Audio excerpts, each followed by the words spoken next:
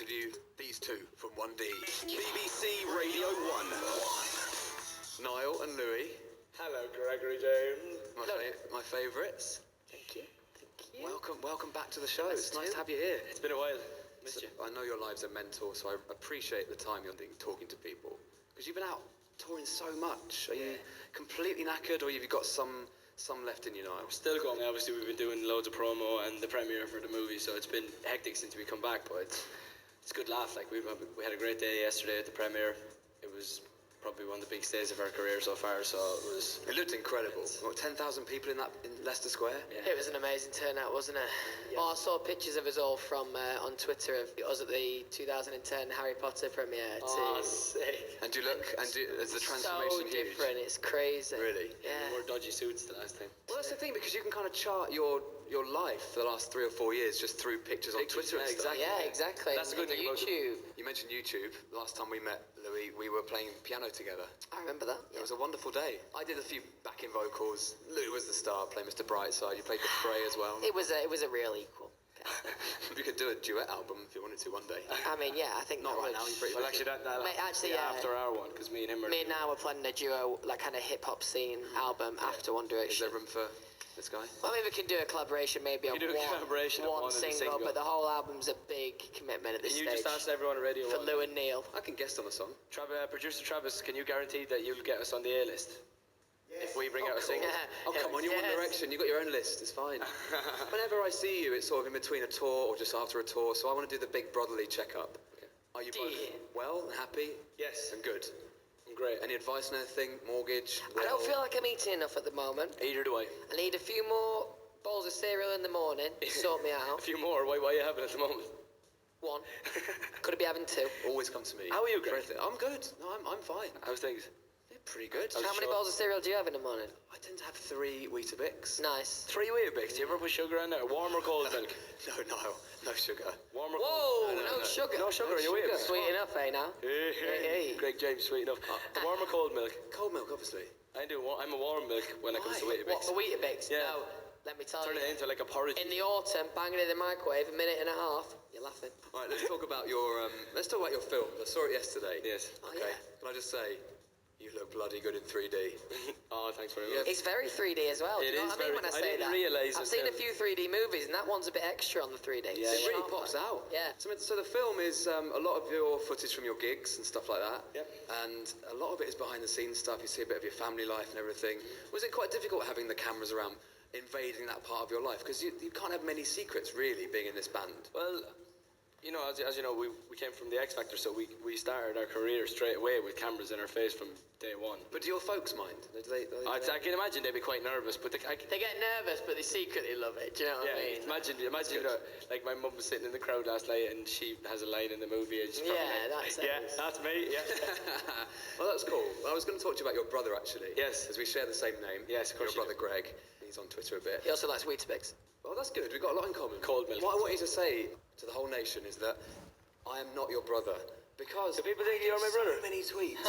When your brother got married, you told me this. Yeah. When your brother got married, it was like, congratulations, Greg. I'm not Niall's brother.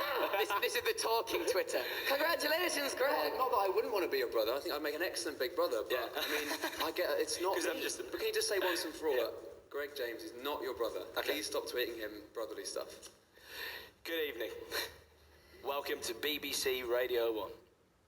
We're here with Greg James. Can I just tell you all now that Greg James is actually my biological brother. And if you want to send him congratulation tweets, you can do so. Just go to @GregJames and @BBC Radio 1. Thank you. You can hashtag as well. Hashtag Greg James is my brother. My brother. Thanks Glad we sorted that out. Thank you very much indeed. Part 2 and 3 of the interview coming next, which you can watch online at bbc.co.uk/Radio1. Niall and Louis. Hello, Gregory James. My favourites. Thank you. Now, chaps, I want to talk to you about something a little bit odd, okay? We're not going to go deep into it, but it's fan fiction, okay? Okay. I've been doing a lot of research. I've been reading up some of your fan fiction stuff. What I'm going to do is I'm not going to expose these people's fan fiction, because I've learned a lot about this world, that it's their world, it's private. They can do what they want. They can write the weird stuff. And believe you me, I read some weird stuff the other day. I can't unread it. But what I did do yesterday on my show is ask the listeners to write some stuff which is involving me, you, Niall, and you, Louis, and some little stories involving us three. Nice. This is a great idea. What a great idea. What I'd like is, this is from someone called Jess PA. Who's going to read this? So Louis, you can read that one, please. Okay? Any particular tone you want me to? Well, I know that You do this in like okay, so you're like a walking, narrator, you're walking through a forest in Narnia with your dog that's actually got the head of a sheep. Okay. Sheep. Right. Relevant. Okay. It was just another quiet afternoon for Niall, so he decided to listen to the radio. As always, it was playing Radio 1. He sat for a few minutes enjoying some Katy Perry songs when he heard Greg James's voice on the radio. He grabbed the nearest phone to him and dialed Louis' number. Hello? Louis, oh my God, guess who's on the radio? Niall asked in excitement. Oh, tell me, Louis asked with a Yorkshire accent. It's Greg James, Niall cried. From Jess.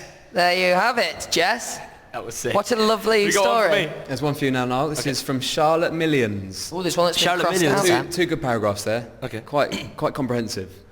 In your With time. his chocolate-coloured locks and giraffe-like limbs, Gregory James headed off to prepare for his interview with the boys from It's One in the Direction. rhyme. Yeah. His thighs clung to his maroon chinos as he sashayed down the corridor of Radio 1, thinking to himself, Niall and Louis were his favourites on some level. What? On some level, There's bad, he'd always... There is some bad prints There's here. bad punctuation there, I'm sorry. That's Niall Charlotte's and fault. Louis were his favourites. On some level, he'd always known that. His whole meaningless existence had been leading up to this moment. Meaningless. They don't think too much of you, Greg, do they? Nice, isn't it? This afternoon, this action. He was meeting the flaxen-haired Irishman and the silly-haired northerner of the band. Days of narrating over music were over. Now, his finest hour. The boys sat down to begin the interview. Greg This is all one. was enraptured. Top of the morning to you, offered Niall. Bye, X, said Louis. Do you like this? It's good, isn't it? You're a good-looking man, aren't you, for a DJ?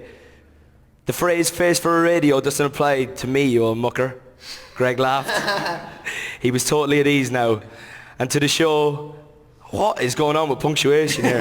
This is all over the place. And to show how at ease he was, he removed his shirt. Jesus.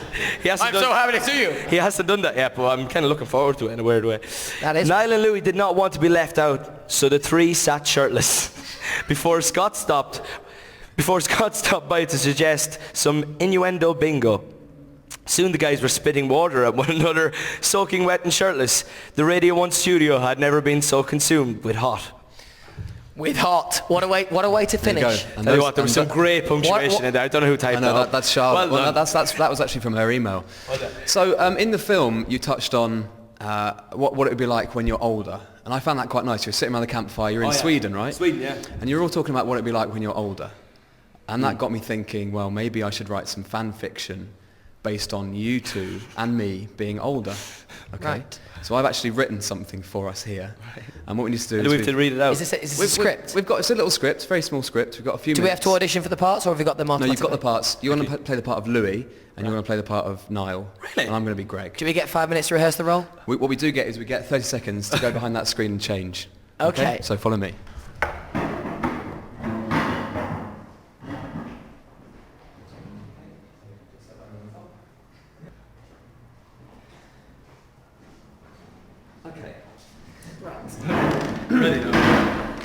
So we're aware these glasses actually have proper lenses. yeah, these are prescription. Yeah. I can't see either. We'll just hold them on your nose like a librarian. All right, so Louis, there's your script. Thank you. I'm gonna. No, My there's character yours. actually doesn't wear glasses. Okay. And here's mine. So, picture the scene. Here we go. We're all 80. All right. This is not working. We're all at the Sunningdale retirement home, a quiet place in the Welsh countryside. Other Nice. retired famous people such as Daniel Radcliffe, Ed Sheeran, and Screech from Saved by the Bell are there. But don't worry, he's in a padded cell by himself. So it was a normal Tuesday. Reruns of Greg's long-running successful TV chat show on BBC Gold were running all the time. Oh, really? Yeah. and one of the nurses flew round. Is the future, and they gave us a choice of board games. So I've been as imaginative and as creative as possible. So Louis and Niall, let's bring this script to life, baby. It's 3 short little scenes. Louis. Okay, here we go. Everyone ready? Yep. Oh, hang on. Do we need sound older in our voices? We need to be a bit gruffer. Hello. Oh. Do your old lady voice. Oh. That's good. Old lady. Oh. Yeah, Okay, good. there you go. Continue. I want to play Cluedo. No, we always play Cluedo. But I like Cluedo. Hey, why don't we play Monopoly? Hey, that's not a bad idea. Can I be the boat? Yeah, cool, I'll be the car. Greg, you can be the hat. Can I also be the banker? Yep. Okay. End scene. Next scene. Later that night, Niall, Louis and Greg were sat on the porch discussing the old days.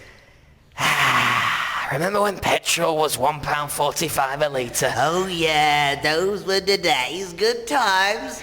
Yes, remember when it used to cost £130 for a 2-hour train journey to Manchester? Oh yeah, we were lucky back then. It's a shame things have got so expensive these days, isn't it? It is, yes. End scene. Great scene. It's quite a boring life we're having. The next day, Louis, Niall and Greg are in the gardens of Sunningdale doing a spot of gardening. Pass the spade, will you, Louis? There you go, mate. Careful you don't dig up the wrong flowers, Niall. Oh, Gregory, I won't. Shall I water the hanging baskets? No, don't worry about it. Barbara did them earlier. And that's our life.